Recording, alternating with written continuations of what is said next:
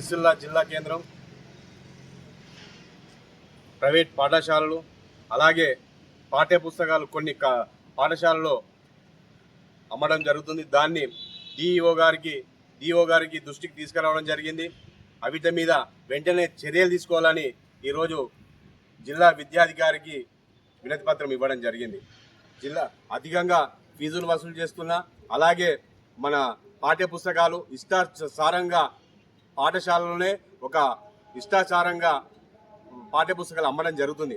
వీటిపై కొన్ని పాఠశాలలపై చర్యలు తీసుకోవాలని మేము విజ్ఞప్తి చేయడం జరిగింది. ఎందుకంటే మళ్ళీ అలాగే ఫీజు నియంత్రణ చట్టం వెంటనే అమలు చేయాలని జిల్లా విద్యాధికారి ద్వారా రాష్ట్ర ప్రభుత్వానికి డిమాండ్ చేయడం జరిగింది. నిజంగా విద్యా చట్టం తీసుకురాకపోవడం చాలా దురదృష్టమని ఈ సందర్భంగా తెలియడం జరుగుతుంది. ఖచ్చితంగా పేద విద్యార్థులకు విద్యను దూరం చేసే ఆలోచనే ఈ రాష్ట్ర ప్రభుత్వానికి ఉన్నదని తెలియడం జరుగుతుంది.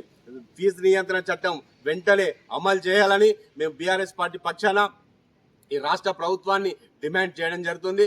జిల్లాలో ఉన్న ప్రైవేట్ పాఠశాలలో ఎక్కడైనా పాఠ్య పుస్తకాలు, టైర్లు, బెల్టులు అమ్మితే ఖచ్చితంగా చర్యలు తీసుకోవాలని జిల్లా విద్యాధికారికి వినతి పత్రం ఇవ్వడం జరిగింది.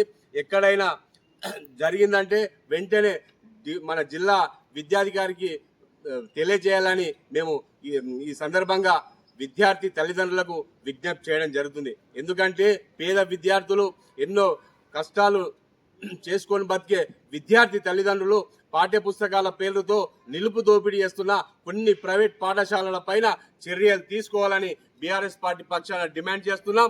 లేకపోతే బీఆర్ఎస్ పార్టీ ఆధ్వర్యంలో ఆందోళన కార్యక్రమం శ్రీకారం చుడతామని ఈ సందర్భంగా తెలియడం జరుగుతుంది.